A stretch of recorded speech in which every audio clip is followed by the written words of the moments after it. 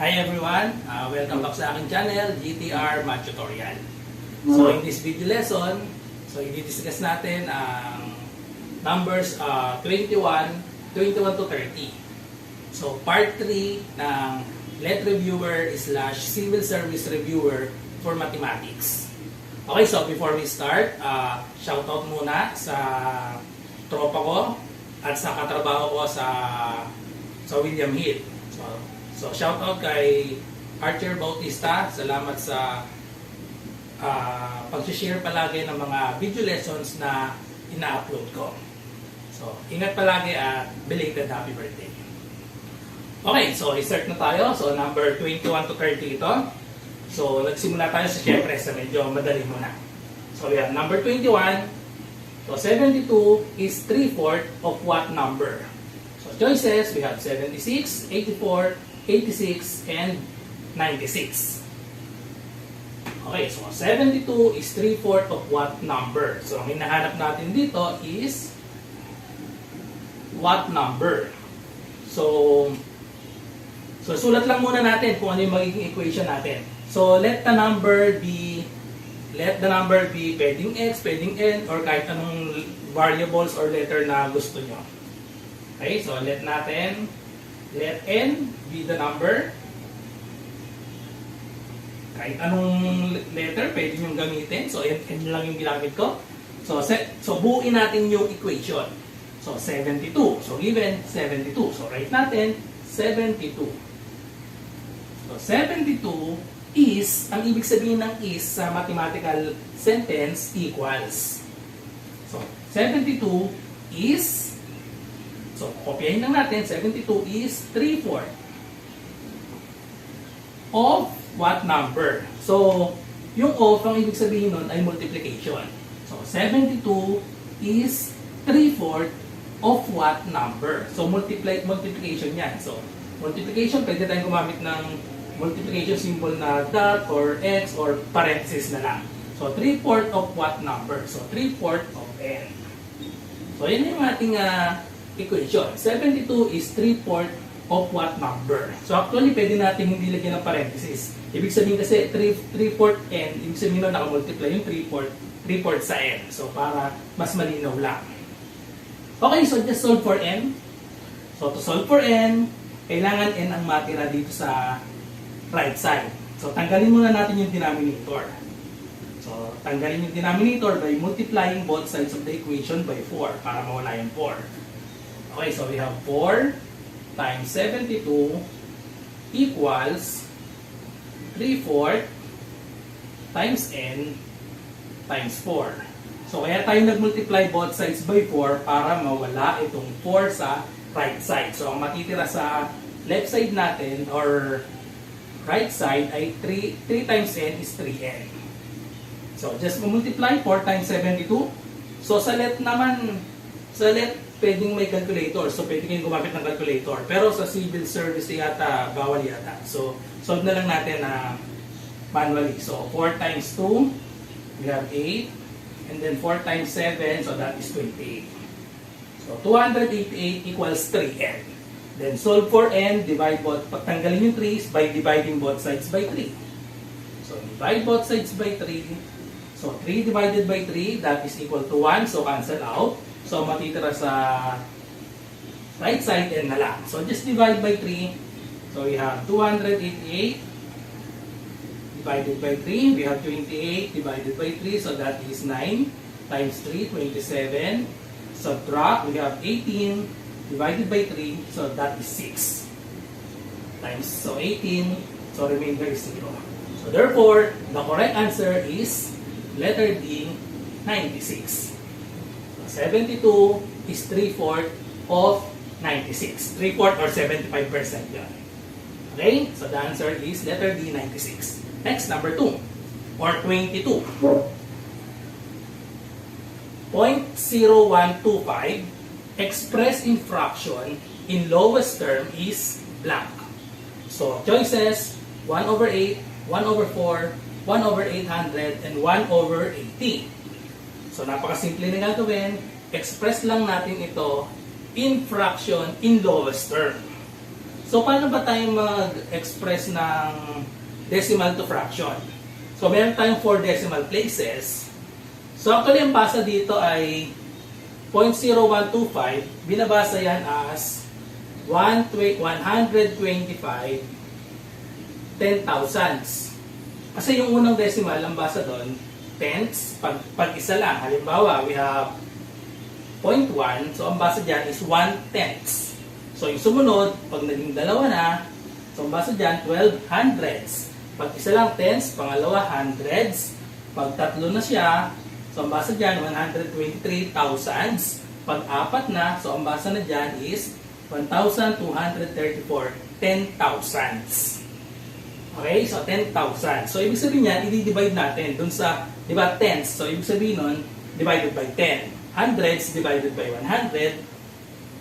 Thousands divided by 1,000. And 10,000s divided by 10,000.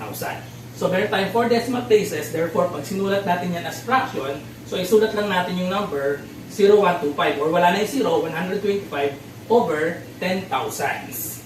Okay, since 4 decimal places. So first decimal is tens, hundreds, thousands, 10,000. So dahil 4 decimal places. So therefore, 0.0125, so that is equal to, just copy the number, 125 over 10,000s. Okay? Then, convert natin or express in lowest term. So, saan ba pwedeng i-divide yan? O, dito na natin ipakita yung pag-divide. So, saan pwedeng i-divide ang 125 at 10,000? So, obvious naman, ang mga choices natin, lahat ng numerator ay 1. So, ibig sabihin, pwedeng i-divide ito parehas sa 100, 125. Okay? So, divide lahat sa 125. So, 125 divided by 125. So, that is equal to, dito natin sulat, equal to 1. Then, just divide 10,000 by 125. So, we have 10,000 divided by 125. So, yung 100, hindi pwede, no? So, kunin natin yung hanggang dito, 1,000. 1,000 divided by 125. So, ilan lahat yun? So, 125, pag dinoble natin, that is 125, dinoble, 250. Pag dinoble yung 250, that is 500. So, times 4 na yon. So, dinoble 500, that is 1,000. So, therefore, 8 ang sagot. 8 times 125 is 10, or 1,000. Then, meron pang 0, bring down 0. So, 0 divided by 125. So, we have 0, 0, 0. So, therefore, the equivalent of 0.0125 in fraction in lowest term is 1 over 80. So, the correct answer is letter D, 180. Okay, so next example.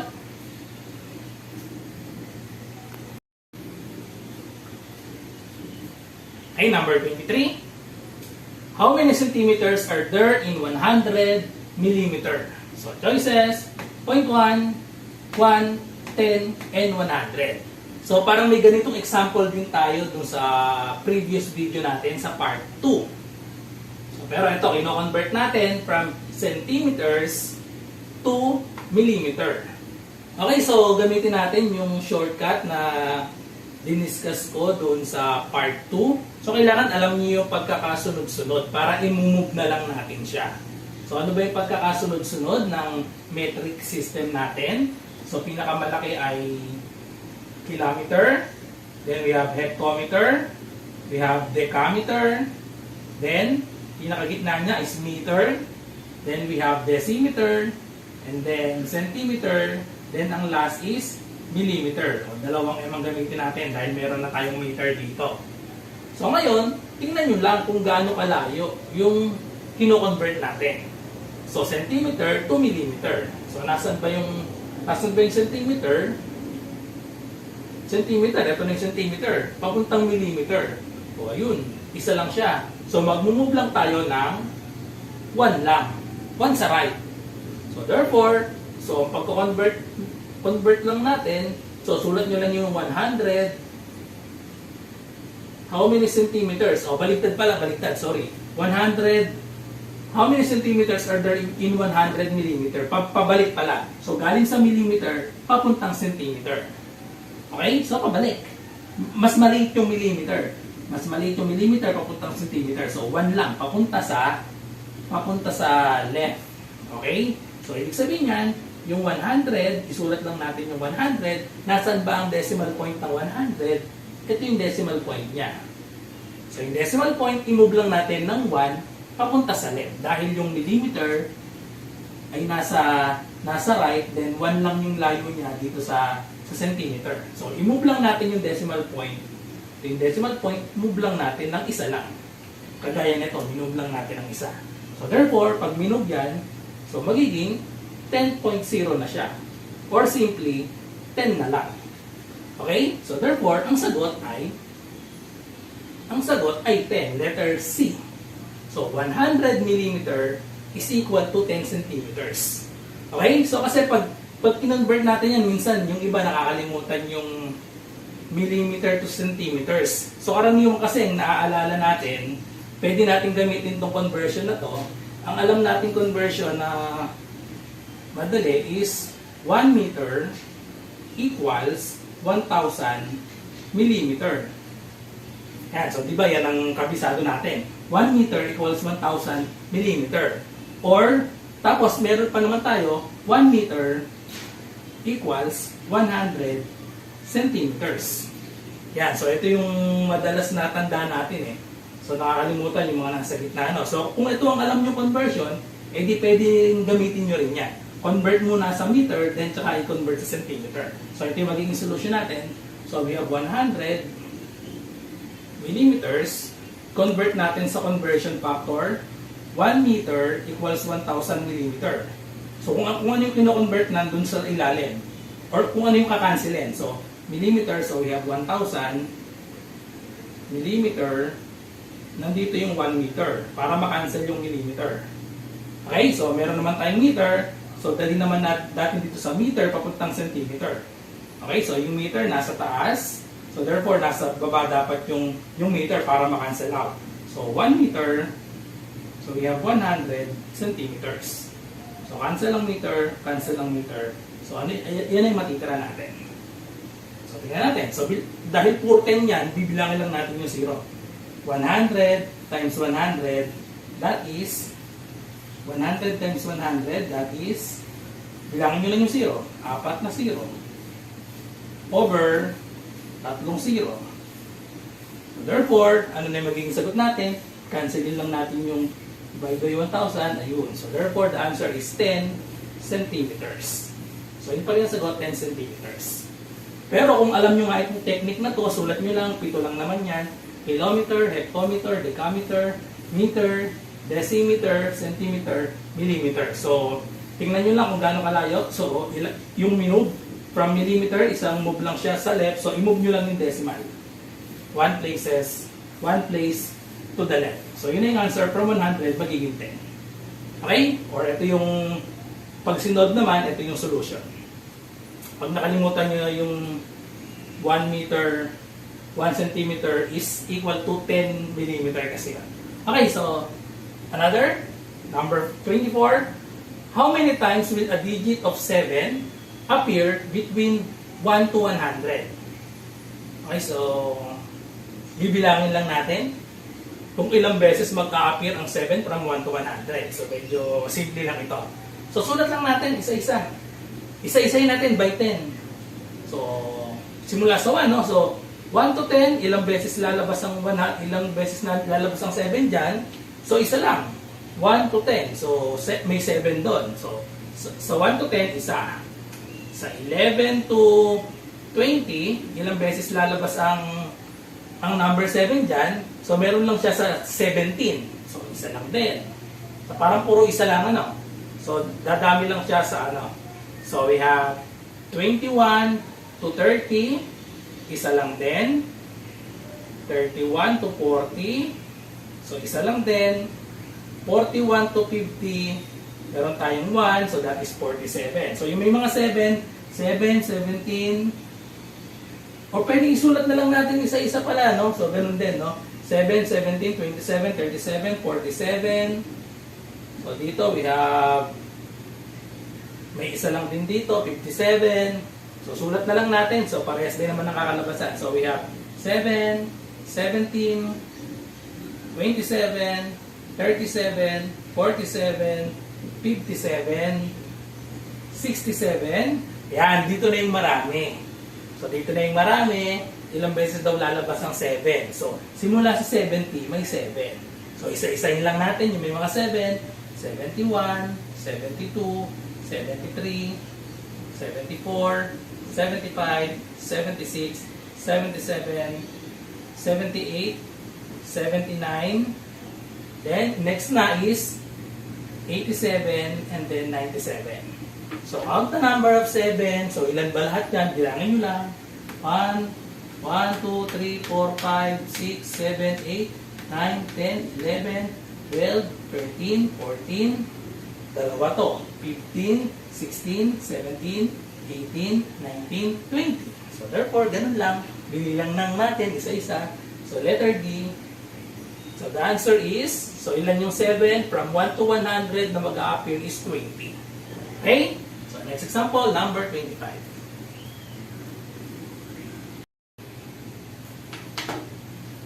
Okay, number 25. What is the value of A in the statement 3AB or 3 times A times B equals 30 if B equals 5? So, choices, we have 2, 4, 6, and 1. So, simple lang ang gagawin natin dito. Substitute lang natin yung B equals 5. Then, solve for A. So, we have 3AB equals 30. So, solve for A. Palitan daw natin yung B. So, yung B, papalitan natin ng yun. So, ipalit natin yung value ng B, 5. Okay? So, palitan yung B ng 5. So, therefore, we have 3 times A times 5 equals 30. Right, so simplify. So 3 times 8 times 5. So multiply the numbers. 3 times 5. So we have 15 times A equals 30. Then to get the value of A, just divide both sides by 15. So divide both sides by 15 para makancel ang 15. So ang matitira is A na lang. So therefore, A is equal to 30 divided by 15. So that is equal to 2. So therefore, the answer is letter A, 2. Okay, so simple lang. Next, number 26. So 26, what is the single equivalent discount rate of the discount series 5%, 10%, and 25%? So karaniwang pagkakamali dito sa discount series, ang ginagawa, ina-add. So mali yun, ha? So ibig sabihin ng discount series, babawasin mo muna yung first discount, 5%. Then, pag nabawas mo na yung 5%, babawasan mo naman ngayon ng 10%, tsaka mo babawasan ng 25%. So, magkaiba yung iba kasi ang ginagawa sa ganito, ina-add na lang. 5% plus 10% plus 25%, that is 40%. So, mali po yun.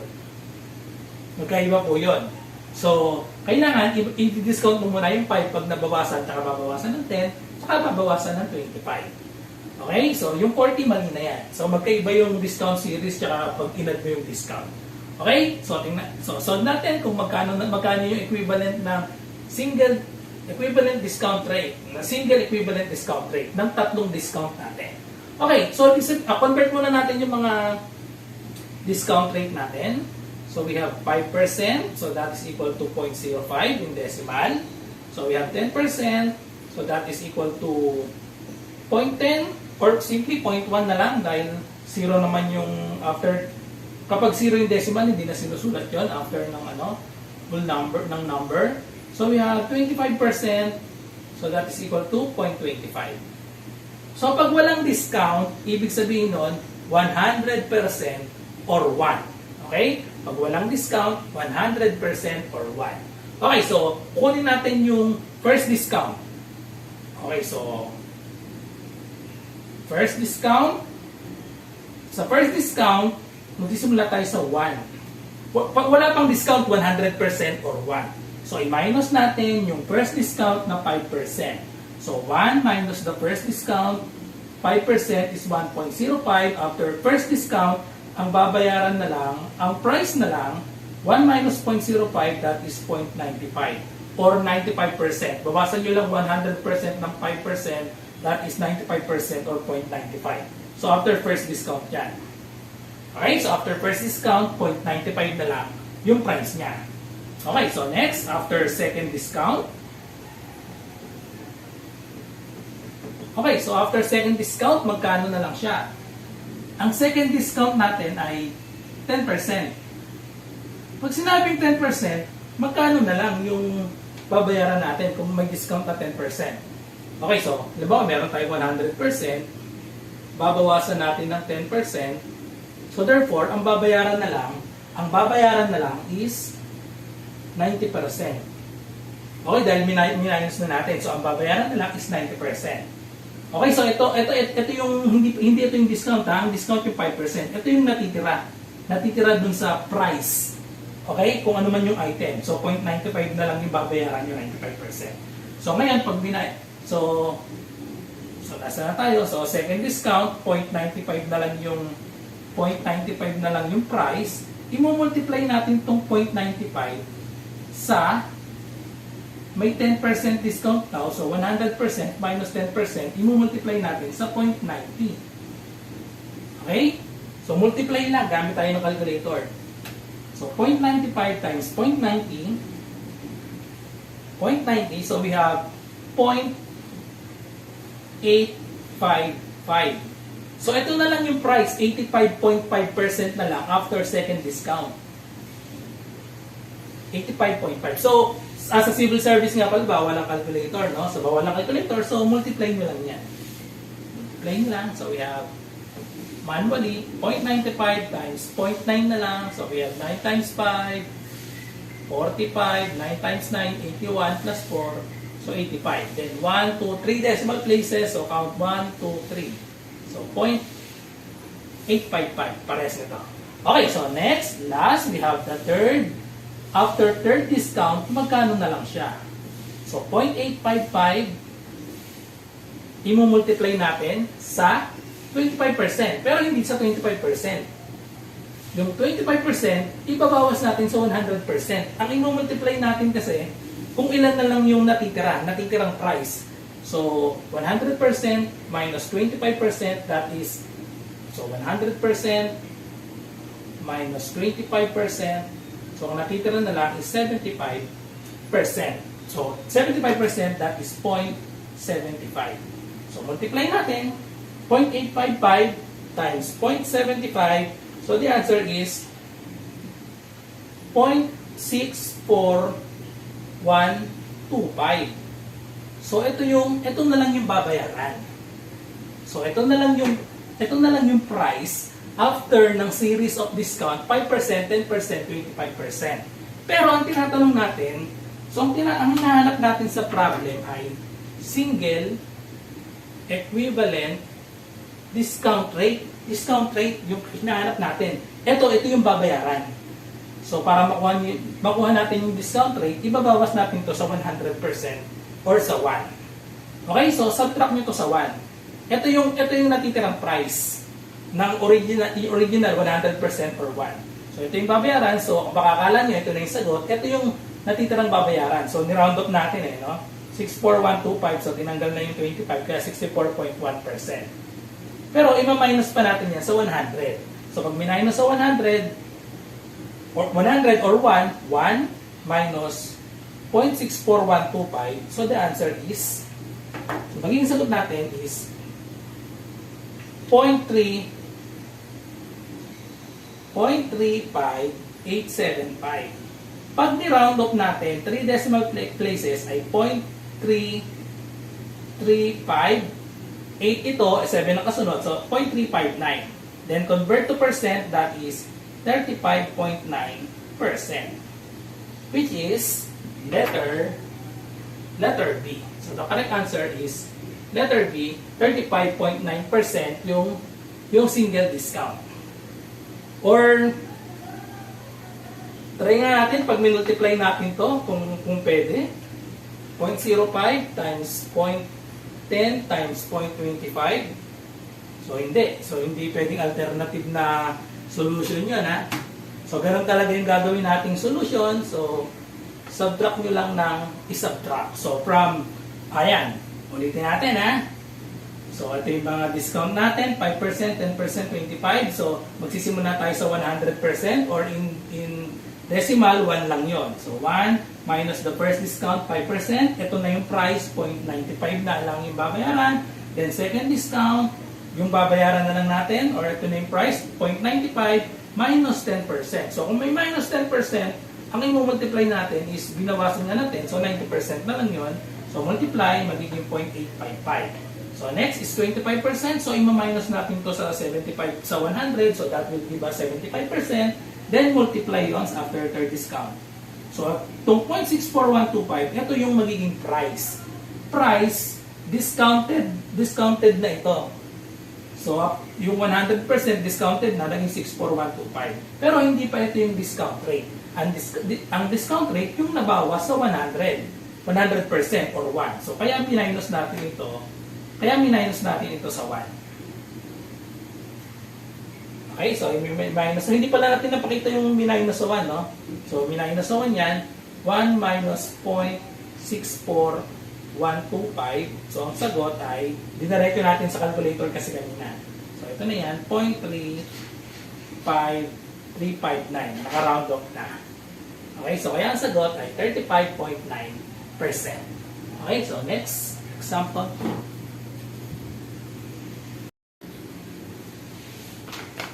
Okay, 27. So, Lito cut 4 and 1/4 yard of plastic cover from a bolt containing 35 and 1/8 yard. How many yards were left in the bolt? So, napakasimple na problem natin, no? So, simpleng subtraction lang. Kasi, Lito cut 4 and 1/4 yard of plastic cover from a bolt containing 35 and 1/8. So, kaso wala fraction. So, yeah, kasi, yun ang problema minsan eh. So, pag may mga fraction, natatakot tayo sa fraction. So, ganito lang yan. So, isubtract lang natin. So, ang solution natin, so, choices, 31 and 1/4, 30 and 7/8, 31 and 1/8, 30 and 1/4. So, solution, subtract lang natin. So, we have 35 and 1/8. Babawasan daw natin ng 4 and 1/4. Okay, so may dalawang way pag nagsasubtract tayo ng mixed number eh. Pwedeng vertical, pwedeng horizontal, pwedeng mang vertical pababa. So kung ano yung mas gusto nyo gawin, pwede naman kahit alin doon. Okay, so pag nagsasubtract tayo ng fraction, kailangan yung fraction natin similar. Pag sinabi similar, parehas dapat yung denominator. So sa example natin, 8 tsaka 4 magkaiba. So, gagawin natin parehas. Yung whole number, isasubtract lang yan ng magkabuod. So, subtract nyo lang yung whole number. Okay? So, pwedeng, sabi ko, pwedeng vertical o pwedeng pag ganito. Okay, so, sige, pag ganitong problem, so gawin natin pa vertical para mas malinaw yung conversion. So, minus 4 and 1/4. Ayan, so 4 and 1/4. Pababa, yung gawin natin. Pero syempre, i-convert natin to. So, pag i-convert natin, so dito natin ilagay yung conversion niya. So, we have 35. Kinopya lang natin yung whole number. Tapos, ano ba ang LCD ng 4 tsaka 8? Kailangan i-convert nyo yung 1/8 tsaka 1/4 sa similar fraction. Kasi sinabing similar fraction, parehas ng denominator. So, ano bang LCD ng 4 at 8? Pag sinabing LCD, mas malaki palagi yun, ha? Given yung dalawang isa dun sa dalawang number or mas malaki. So, di ba yung 4, pwede natin siyang gawing 8. Tama? So, ang LCD ng 4 at 8 ay 8. Dahil yung 4, pag minultiply natin sa 2, magiging 8 na siya. Okay, so, therefore, gagawin natin 8 parehas. Gawing 8 parehas. So, ito, dahil parehas siyang 8, so, copyin lang natin yung 1. So, yung pag 8, yung 4, ginawa natin siyang 8. So, paano naging 8 ito? Minultiply natin yung 4 sa 2. Or 8 divided by 4, so that is 2. So, kung minultiply yung 4 sa 2, kailangan i-multiply din yung 1 sa 2. So, 1 times 2, so that is 2. Okay? Then, subtract na natin. Subtract the whole number, subtract the fraction. So, 1, kaso hindi pwedeng i-subtract, magne-negative. 1/8 minus 2/8. So, hindi pwede, no? 1/8 minus 2/8. So, negative yon. So, magbaborrow 1 tayo. Okay, so copyin lang natin itong nasa ilalim. So, 4 and 2/8, 2/8. Kasi yung 1, pag nagsasubtract tayo ng fraction, numerator lang ang minaminus natin, 1 minus 2. Yung 8, kinokopya lang. So, ito, gagawin natin siyang magbaborrow 1 tayo. So, over 8 ang denominator. So, magbaborrow 1 tayo sa 35. Yung 35, gagawin na lang natin 34. Okay? Nagborrow 1 tayo. So, yung binarrow natin na 1 dito sa 35, magiging 34 na lang to. So, ibig sabihin, magiging ganito yan. 34 plus 1 and 1/8. Okay? So, kaya 35 and 1/8 yan, ha? So, equal yan sa 34 plus 1 and 1/8. So, paano ba i-convert yung 1 and 1/8? Sa mixed number. So, multiply lang natin to. So, 8 times 1, that is 8. Then, plus 1, so that is 9 over 8. Okay? So, therefore, 35 and 1 over 8, that is equal to 34 and 9 over 8. Okay? So, dahil kung nag-borrow 1 tayo sa 35, naging 34 na lang. So, meron tayong 1 and 1/8, tapos convert natin sa mixed number. So, multiply and then add. Just copy the denominator 8. Okay, so now we can subtract the whole number and the fraction, the numerator. So, therefore, the answer will be 34 minus 4, so that is 30.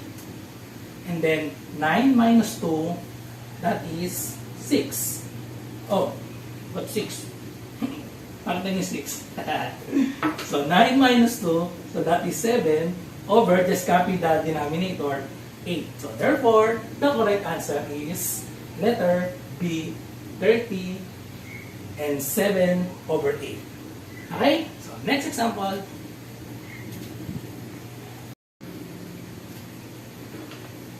Number 28. So, a ball is drawn at random from a box containing 3 red balls, 4 white balls, and 5 blue balls.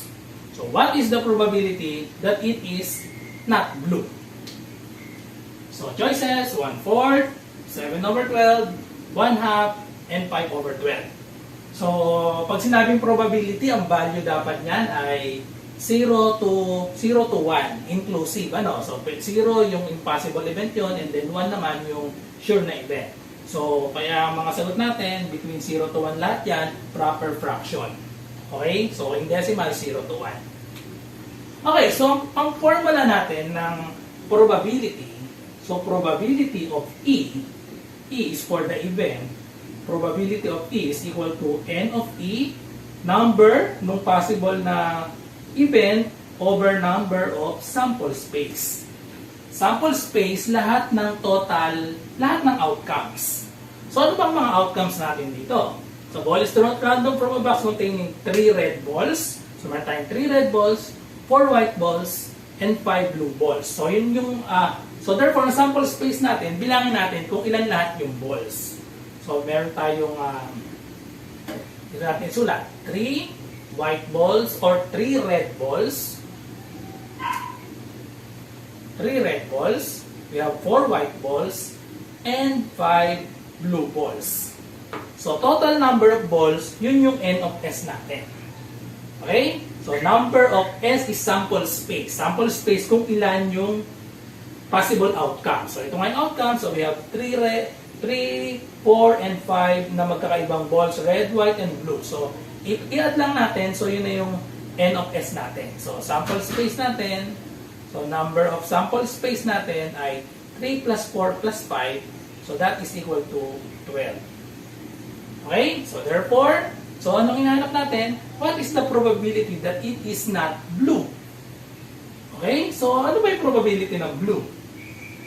So, ang probability, lagyan natin, probability of blue is equal to kung ilan yung blue. So, ilan pa yung blue natin?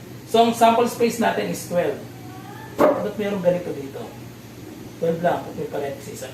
Okay, so, probability na blue ay N of S natin is 12. So, ang probability na blue ang makukuha natin, pag kumuha tayo na from a box containing 3 red balls, white balls, and 5 blue balls. So 12 lahat yun. So kunin lang natin kung ilan yung blue.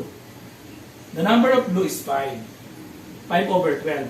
Pero ang hinahanap natin, what is the probability that it is not blue?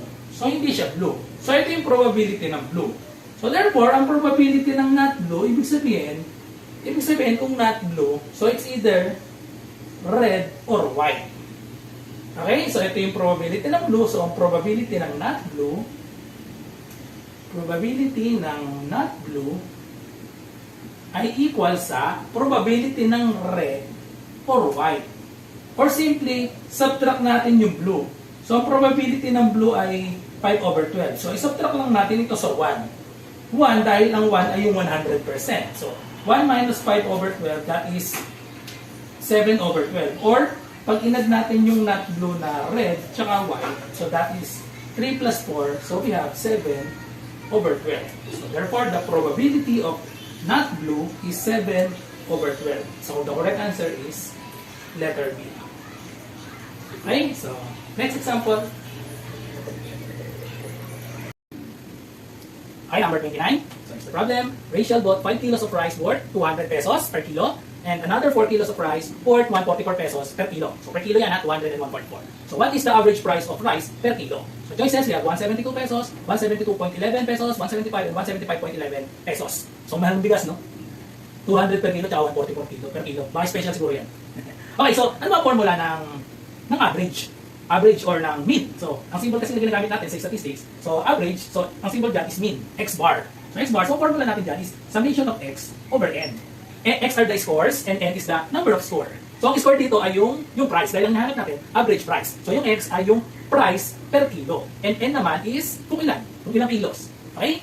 So, dahil meron tayo ditong dalawang type so meron tayong 5 kilos of 200 and 4 kilos of 144, pwede natin gamitin dito yung formula ng weighted mean. So, ano may formula ng weighted mean? May weight kasi weighted mean or weighted average. So, ang formula niyan, weighted mean or weighted na average ay summation of Wx over summation of W. Summation, yung symbol na yan, summation of W. So, bakit ito ang ginamit natin, imbis na average? Pwede rin naman itong simpleng ganito, summation of x over n. Pero, 5 beses natin isusulat yung 200 kasi 5 kilos. Then, 4 na beses natin isusulat yung 144 kasi 4 kilos. So, para hindi natin paulit-ulit na isulat yun, pwede ganito lang ang formula natin. Summation of Wx, ayusin lang natin yung pagkakasulatan. So, summation, so yan ang simple.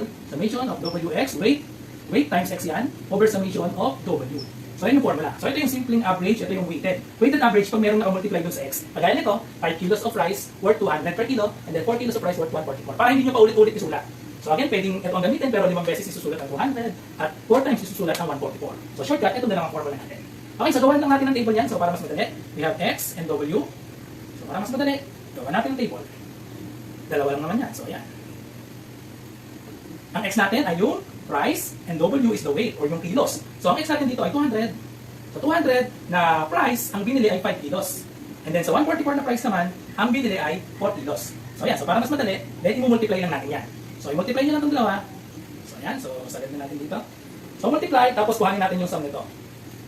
Total nito. So 200 times 5, so ito yung XW or WX. So 200 times 5, that is 1,000.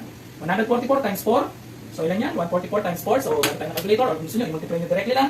144 times 4, we have 576. Then kunin lang natin yung total ng W, kailangan natin summation of W. So summation of W is 9, so ito yung summation of W natin. 9, and then summation of WX, so 1,000 plus 576, that is 1,576. So therefore, magiging average natin, so just substitute the values. We have 1,576 divided by summation of W, so that is 9. Then, just divide 1,576 divided by 9, so the answer is 175.11. Okay, so therefore, the answer is your letter B. 175 pesos and 11 cents. Okay, so last example, number 30. Okay, last example. So number 30, Jack and Jill work as a part of the service crew in one of the fast food chains. If their earnings were in the ratio of 7:8 respectively, so respectively, Jack ay 7, Jill ay 8. How much did Jack earn when Jill had earned 6,400 pesos? So choices, 6,200 pesos, 5,600 pesos, 5,800, and 6,080 pesos. So, analyze natin. So, simpleng ratio and proportion lang, problem lang to since meron tayong given na ratio 7:8. So, kay Jack yung 7, kay Jill yung 8. So, ibig sabihin, mas malaki yung sweldo ni Jill dahil 8 sa kanya. So, 7 parts dito, then 8 parts naman dito. So, kay Jack 7, Jill and 8. So, therefore, how much did Jack earn when Jill had earned 6,400? So, 6,400 daw kay Jill. Ang ratio nila, 7:8. Mas malaki ang sweldo ni Jill dahil 7:8 siya. 8 sa kanya, 7 kay Jack. So, therefore, sa 6,400, ang sagot dapat ay mas maliit sa 6,400. So, lahat naman pala. So, lahat sa choices, mas maliit sa 6,400. So, pwede lahat maging answer. Okay, so, analyze natin mabuti ang problem. So, paano ba isolve yan? Simpleng ratio and proportion lang yan.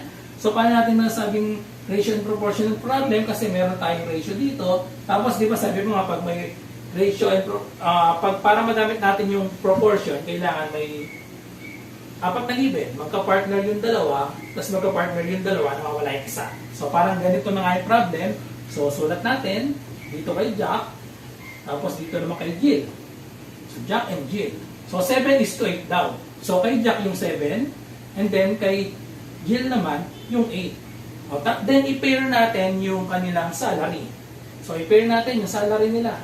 So, 7:8, then kay how much did Jack earn? So, hindi natin alam yung in-earn ni Jack. So, assign lang tayo ng variable. So, let X be the earnings of Jack when Jill had earned 6,400 pesos. Okay? So, ganun lang. Tapos, buuin nyo na yung, since ratio and proportion problem na yan, so magiging solution natin. So, pag-partnerin lang natin yan, so pwedeng 7:X equals 8:6,400, or pwedeng ito naman dalawa, 7:8, then X over 6,400.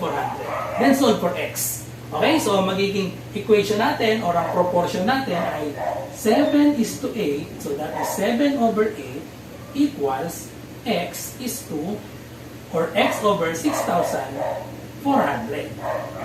Then solve for X. Okay, so to solve for X, so ang gagawin lang natin, multiply both sides, or para mas madali, cross-multiply lang. So kapag ratio and proportion, kina-cross-multiply lang natin. So 8 times X, lagay na natin yung X sa left side, so 8 times X, so we have 8X equals 7 times 6,400. Okay, then solve for X, divide both sides by 8. Okay, so divide both sides by 8. X na lang ang matitira dito. Equals, so ito pwedeng mentally na lang, 64 divided by 8, that is equal to, kaway ka. Hello. O, doon ka na muna na. Kita dyan, tatapusin lang nila yung video natin. So, 7 times 6,400. So, 64 divided by 8. So, that is equal to 8. So, may dalawang 0. So, ito ay magiging 800 na lang to. Tama? 6,400 divided by 8 is 800, then times 7. So, 800 times 7. So, 8 times 7. So, that is 5,600 or 5,600. So, therefore, the answer is letter B. 5,600 pesos. Okay, so that's all. So, sana may natutunan kayo. So, kung may natutunan man kayo, so pakishare na lang para sa mga iba pang makita ng mga iba pang magte-take ng LET or civil service. So, maraming salamat sa panonood. God bless. Bye-bye.